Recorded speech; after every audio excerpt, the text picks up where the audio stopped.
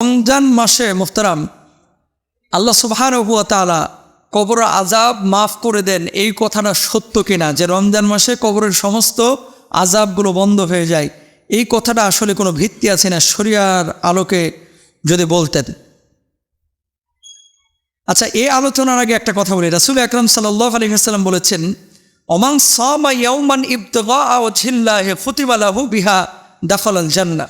আল্লাহ রসুল সাল্লাল্লাহু আলাইহি ওয়াসাল্লাম বলেছেন, যে ব্যক্তি আল্লাহর সন্তুষ্টির উদ্দেশ্যে একদিন রোজা রাখে এবং এ রোজা অবস্থায় তার জীবনের শেষ আমল অর্থাৎ রোজা অবস্থায় তার ইন্তেকাল হয়, ওই ব্যক্তি আল্লাহর জান্নাতে প্রবেশ করবে। সুবহানাল্লাহ।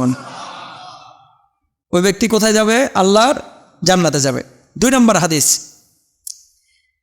সুদীর্ঘ হাদিস, ইদা কানাত আউয়ালু লাইলাতিন মিন রমাদানা সুফিদাতিশ শায়াতিন ওয়া মারারাতুল জিন ওয়া গুল্লিকাত আবওয়াবুন নার ফালাম ইফতাহ মিনহা বাবুন ওয়া ফুতিহাত আবওয়াবুল জান্নাহ ফালাম ইউগলাক মিনহা বাবুন ওয়া নাদা মুনাদি ইয়া বাগিয়াল খায়র আকবিল ওয়া ইয়া বাগিয়াশ শাররি আকসির ওয়া লিল্লাহি উতাকাউ মিনান নার ওয়া যালিকা ফি কুল্লি লাইলাতিন।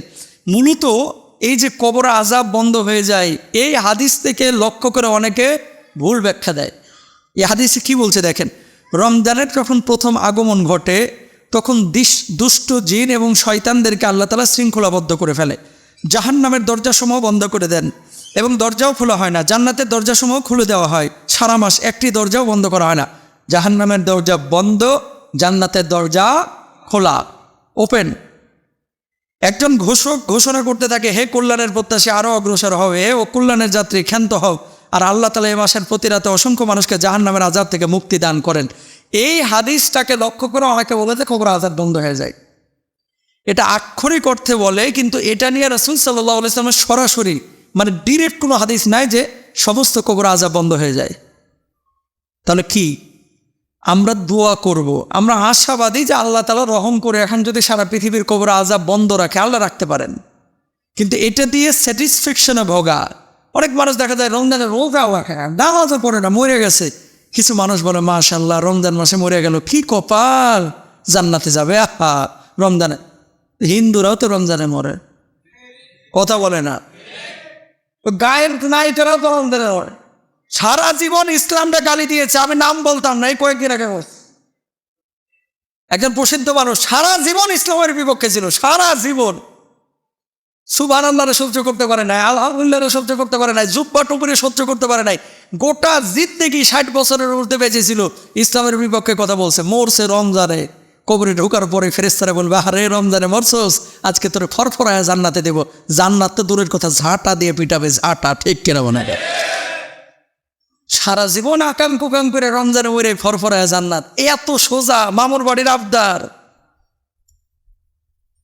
যারা সৎ কাজ করেছে, ইল্লাল্লাযীনা আমানু ওয়া আমিলুস সালিহাত, যারা সৎ কাজ করেছে, ঈমান এনেছে, কানাত লাহুম জান্নাতুল ফিরদাউসি নুজুলা, তাদের জন্য আল্লাহ তাআলা জান্নাতুল ফিরদাউস মানে আবশ্যক করে দিয়েছে। সুতরাং এই যে জান্নাতের দরজা খোলা হয়েছে কেন? যাতে করে মানুষজন আল্লাহমুখী হয়, আল্লাহর কাছে ক্ষমা চায়, আল্লাহ সবাইকে ক্ষমা করে দেবেন। আর যে আল্লাহ রমজান মাসে কবর আযাব বন্ধ রাখতে পারে, সে আল্লাহ কি সারা বছর রাখতে পারে না? পারে কি পারে না? আচ্ছা, কবর আযাব বন্ধ রাখলে আল্লাহর মনে হয় বড় লাভ আছে নাকি? আর কবর আযাব যদি চলমান রাখে, আল্লাহ তাআলার বড় ক্ষতি হয়ে যাবে। লাভ ক্ষতি আল্লাহর কিছুই নাই, নাউযুবিল্লাহ। আশাবাদী হতে হবে যে আল্লাহ সবাইকে মাফ করে দিয়েছে। তাহলে আপনি কি করবেন? আপনার মরা বাপ মা, আপনার আত্মীয় স্বজন যারা কবরে চলে গেছে, তাদের জন্য রমজানের রাত্রে দোয়া করবেন। কি করবেন? দোয়ার খবর নাই, স্যাটিসফ্যাকশনে ভোগে যে আল্লাহ তাআলা মাফ করে দিয়েছে। আমরা আশাবাদী সবাইকে আল্লাহ মাফ করবে, কিন্তু যেহেতু রাসূল সাল্লাল্লাহু আলাইহি ওয়াসাল্লাম ডিরেক্ট কিছু বলে নাই, ব্যাখ্যা করে অনেকে বলে যে এটা হয়তো বা কবর আযাব মাফ হয়ে যায়, তো অত ব্যাখ্যার দরকার নাই। আমরা কি করতে থাকবো? দোয়া করতে থাকবো, ইনশাআল্লাহ। বলেন